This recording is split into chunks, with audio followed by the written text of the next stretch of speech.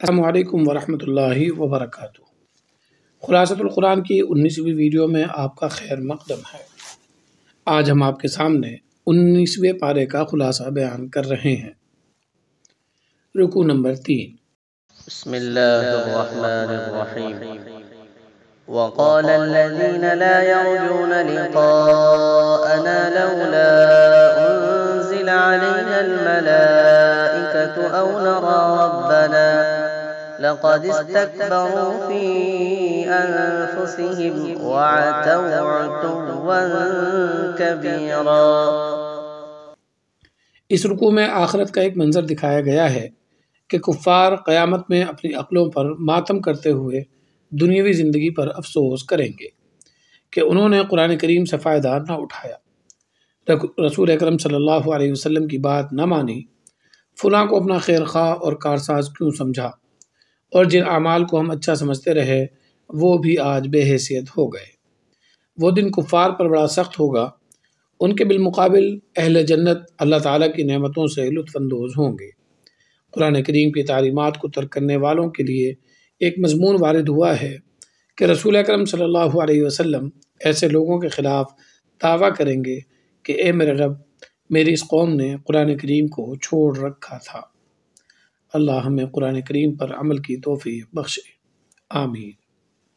رکوع نمبر 4۔ وَلَقَدْ آتَيْنَا مُوسَى الْكِتَابَ وَجَعَلْنَا مَعَهُ أَخَاهُ هَارُونَ وَزِيرًا۔ اس رکوع میں مختلف انبیاء کرام کا ذکر ہے، ساتھ ہی ان کی قوموں کی سرکشی، تکذیب اور پھر ہلاکت کو بھی بیان کیا گیا ہے۔ پھر کفار مکہ کا تذکرہ ہے کہ رسول اکرم صلی اللہ علیہ وسلم کے ساتھ استہزاء کرتے ہیں، ان قریب یہ عذاب میں مبتلا ہوں گے۔ آخر آیت میں ان کو صحیح بات نہ سمجھنے کی وجہ سے جانوروں سے بھی بدتر قرار دیا گیا ہے۔ رکوع نمبر 5۔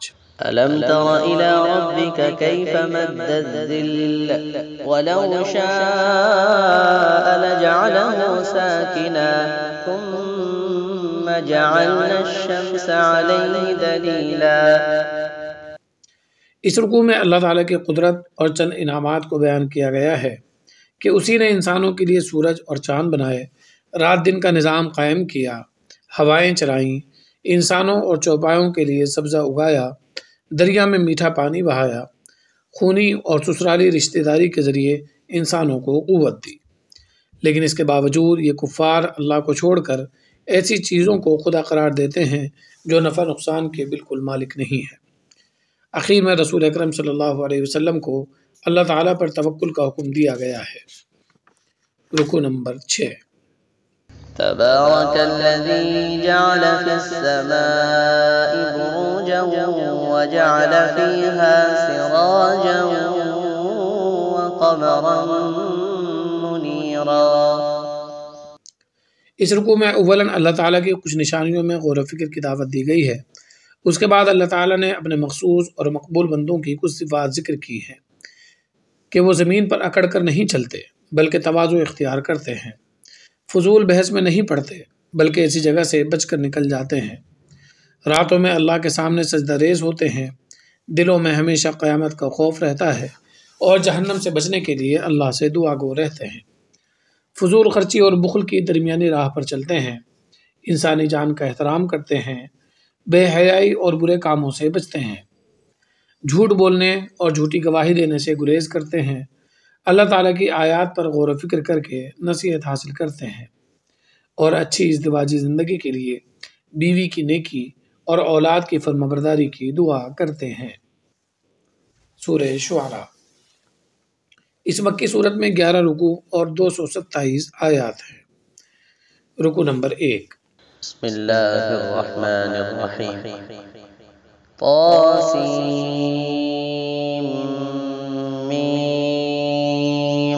تلك آيات الكتاب المبين لعلك باخع نفسك ألا يكونوا مؤمنين۔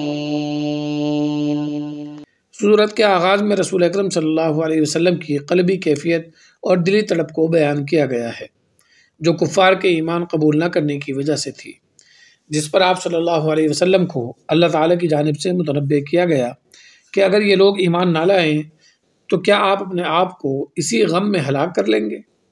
ادھر رسول اکرم کی اتنی خیرخواہی تھی اور دوسری جانب کفار کا یہ عالم تھا کہ اللہ تعالیٰ کی طرف سے آنے والی ہر نصیحت سے منہ موڑے بیٹھے تھے۔ اخیر رکوع میں انہیں اللہ تعالیٰ کی قدرت پر غور و فکر کی دعوت دی گئی ہے۔ رکوع نمبر 2۔ وَإِذْ نَادَى رَبُّكَ مُوسَىٰ أَنِ ائْتِ الْقَوْمَ الظَّالِمِينَ قَوْمَ فِرْعَوْنَ أَلَا يَتَّقُونَ۔ اس رکوع میں ایک مرتبہ پھر حضرت موسیٰ اور حضرت ہارون علیہ السلام کا ذکر ہے کہ یہ دونوں فرعون کے پاس توحید کی دعوت لے کر پہنچے تو وہ حضرت موسیٰ پر بچپن کے احسانات شمار کرانے لگا۔ حضرت موسیٰ نے بھی بنی اسرائیل کی مظلومیت کی داستان بیان کی۔ جب اللہ تعالیٰ پر ایمان لانے کی بات آئی تو فرعون الٹے سیدھے سوال کرنے لگا اور کہا کہ میرے علاوہ کوئی خدا نہیں ہے، اور اگر ہے تو کوئی دلیل پیش کرو۔ چنانچہ حضرت موسیٰ علیہ السلام نے اپنا عصا دربار میں پٹکا جس نے اژدہے کی شکل اختیار کر لی۔ یہ ان کا ایک معجزہ تھا۔ رکوع نمبر 3۔ قال للملأ حوله إن هذا لساحر عليم يريد أن يخرجكم من أرضكم بسحره فماذا تأمرون۔ فرعون نے اپنے درباریوں سے کہا کہ یہ تو بڑا جادوگر معلوم ہوتا ہے جو اپنے جادو کی طاقت سے تمہاری سرزمین پر حکومت کرنا چاہتا ہے۔ چنانچہ اس نے حضرت موسیٰ علیہ السلام سے مقابلے کے لیے بڑے بڑے عہدوں کا لالچ دے کر پورے ملک سے جادوگر جمع کر لیے۔ مقابلے کے وقت حضرت موسیٰ علیہ السلام کے عصا نے اژدہا بن کر تمام جادوگروں کے جادو کو ہضم کر لیا۔ یہ منظر دیکھ کر تمام جادوگر حضرت موسیٰ علیہ السلام پر ایمان لے آئے، جس سے فرعون کی واضح شکست ہوئی۔ فرعون نے غصے میں تل ملا کر جادوگروں کو دھمکی دی لیکن ان پر اس کا کوئی اثر نہ ہوا۔ رکوع نمبر 4۔ وَأَوْحَيْنَا إِلَى مُوسَىٰ أَنْ أَسْرِ بِعِبَادِي إِنَّكُمْ مُتَّبَعُونَ۔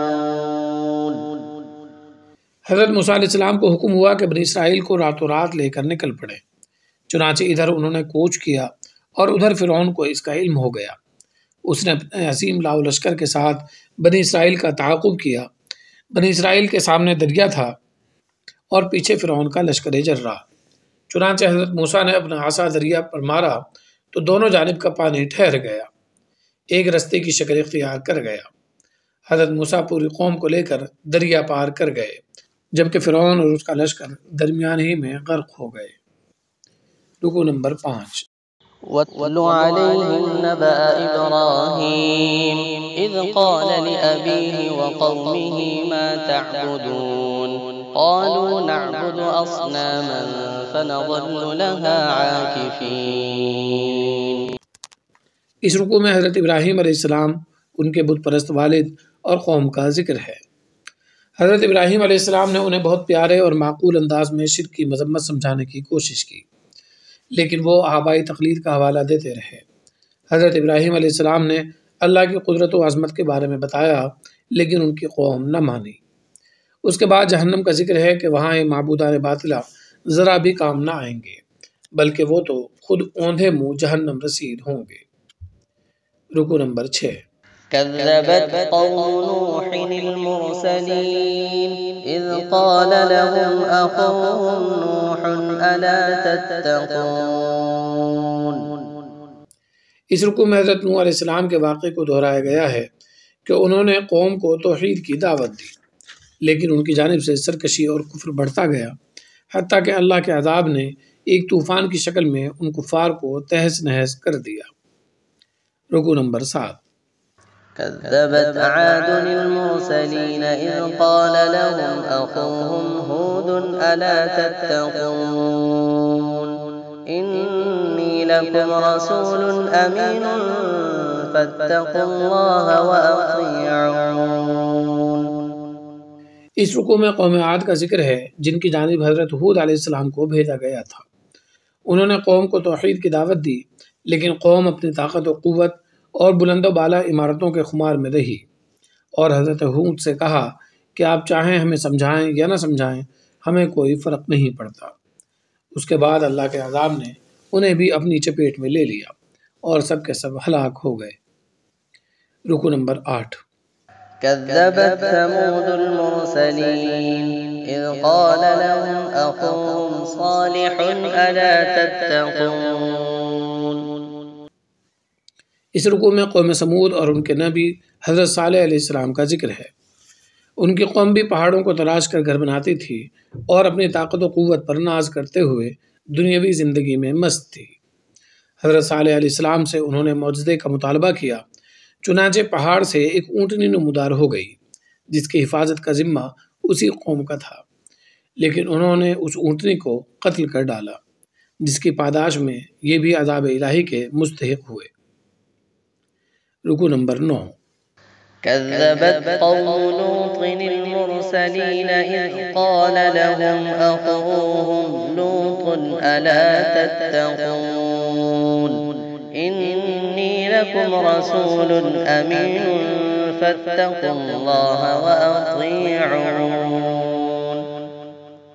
اس رکوع میں حضرت لوط علیہ السلام کی قوم کا ذکر ہے جو اپنی بدکاری، بے حیائی اور سرکشی میں سب سے بڑھ کر تھی، مردوں کے ساتھ اپنی شہوت کی تکمیل کرتی، جس پر حضرت لوط علیہ السلام نے انہیں بارہا سمجھانے کی کوشش کی، لیکن وہ اپنی حرکتوں سے باز نہ آئے۔ بالآخر عذاب کے فرشتوں نے پوری بستی کو تہس نہس کر ڈالا، ان پر پتھروں کی بارش ہوئی اور پوری بستی کو اوپر لے جا کر زمین پر پٹخ دیا گیا۔ رکو نمبر 10۔ كذب أصحاب الأيكة المرسلين إذ قال لهم شعيب ألا تتقون۔ اس رکوع میں اصحاب ایکا یعنی جنگل والوں کا ذکر ہے۔ یہ حضرت شعیب علیہ السلام کی قوم تھی، ان کے یہاں ناپ تول میں کمی کا گناہ پایا جاتا تھا۔ حضرت شعیب علیہ السلام نے انہیں باز آنے کے لیے کہا اور توحید کی دعوت دیتے رہے۔ یہ لوگ باز نہ آئے، چنانچہ ایک بادل نے ان پر آگ کی بارش کی جس کے سبب پوری قوم ہلاک ہو گئی۔ رکو نمبر 11۔ وَإِنَّهُ لَتَنزِيلُ رَبِّ الْعَالَمِينَ نَزَلَ بِهِ الرُّوحُ الْأَمِينُ عَلَى قَلْبِكَ لِتَكُونَ مِنَ الْمُنذِرِينَ بِلِسَانٍ عَرَبِيٍّ مُبِينٍ۔ اس رکوع میں بیان کیا گیا ہے کہ تمام سابقہ انبیاء کرام کا دین وہی ہے جو اس قرآن کریم کی شکل میں آج موجود ہے، جسے جبریل امین رسول اکرم صلی اللہ علیہ وسلم پر لے کر آئے ہیں۔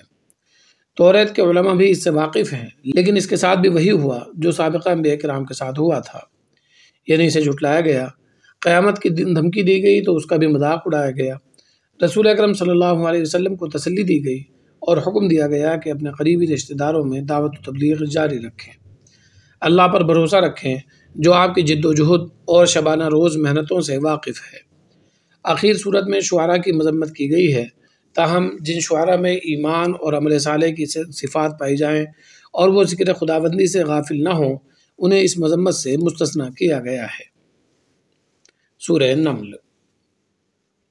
اس مکی صورت میں 7 رکوع اور 93 آیات ہیں۔ رکوع نمبر 1۔ بسم اللہ الرحمن الرحیم۔ طاسین تلک آیات القرآن وکتاب مبین ہدی وبشری للمؤمنین۔ سورت کے آغاز میں قرآن کریم کے مقصد کو واضح کرتے ہوئے اسے باعمل مسلمانوں کے لیے ہدایت اور خوشخبری کا ذریعہ بتایا گیا ہے، جبکہ کفار کے لیے برے عذاب کی پیشین گوئی ہے۔ اس کے بعد حضرت موسیٰ علیہ السلام کو نبوت ملنے کا واقعہ مذکور ہے کہ وہ اپنی اہلیہ کے ساتھ سفر میں تھے کہ ایک پیڑ سے انہیں روشنی نظر آئی، قریب جا کر آواز سنائی دی کہ میں تمہارا پروردگار ہوں، چنانچہ انہیں عصا اور ید بیضا جیسے واضح معجزات سے نوازا گیا، لیکن فرعون نے سرکشی کا مظاہرہ کیا اور بالآخر ہلاکت اس کا مقدر بنی۔ رکو نمبر 2۔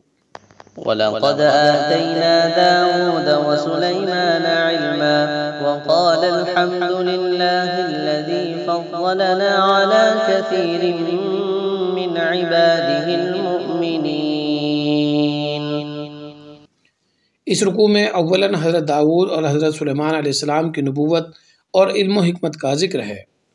اس کے بعد حضرت سلیمان علیہ السلام کی چرند و پرند اور جنات و شیاطین پر بے مثال حکومت کا تذکرہ ہے۔ ایک مرتبہ وہ اپنے لشکر کے ساتھ جا رہے تھے کہ رستے میں انہیں چیونٹیوں کی آواز سنائی دی کہ وہ آپس میں کہہ رہی تھیں کہ جلدی اپنے بلوں میں گھس جاؤ ورنہ بادشاہ کا لشکر تمہیں کچل دے گا۔ حضرت سلیمان علیہ السلام یہ سن کر مسکرائے اور اللہ تعالیٰ کے فضل و کرم پر ان کا شکر ادا کیا۔ اس کے بعد ہدہد نے انہیں خبر دی کہ وہ ملکہ سبا یعنی بلقیس کو دیکھ کر آیا ہے، جس کی قوم سورج پرست ہے اور اس کے پاس ایک بڑا عظیم الشان تخت ہے۔ حضرت سلیمان علیہ السلام نے بلقیس کو خط لکھا اور توحید کی دعوت دی۔ رکوع نمبر 3۔ قالت يا أيها الملأ أفتوني في أمري ما كنت قاطعة أمرا حتى تشهدون۔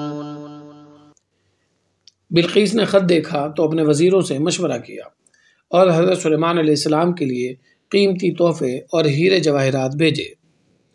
حضرت سلیمان علیہ السلام نے جواباً کہا کہ اللہ نے مجھے اس سے کہیں زیادہ بہتر اور برتر دولت سے نواز رکھا ہے۔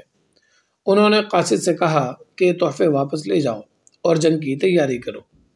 بلقیس کو جب پیغام پہنچا تو وہ حضرت سلیمان علیہ السلام سے ملاقات کے لیے روانہ ہوئی۔ ادھر وہ روانہ ہوئیں اور ادھر حضرت سلیمان علیہ السلام نے ایک جن کے ذریعے بلقیس کا تخت شاہی منگوا لیا۔ اس میں معمولی رد و بدل کر کے اپنے محل میں نصب کر دیا۔ بلقیس نے جب وہ تخت دیکھا تو پہچان لیا اور حضرت سلیمان علیہ السلام کی طاقت و حکومت سے مرعوب ہوئیں۔ بالآخر وہ حضرت سلیمان علیہ السلام پر ایمان لائیں۔ رکوع نمبر 4۔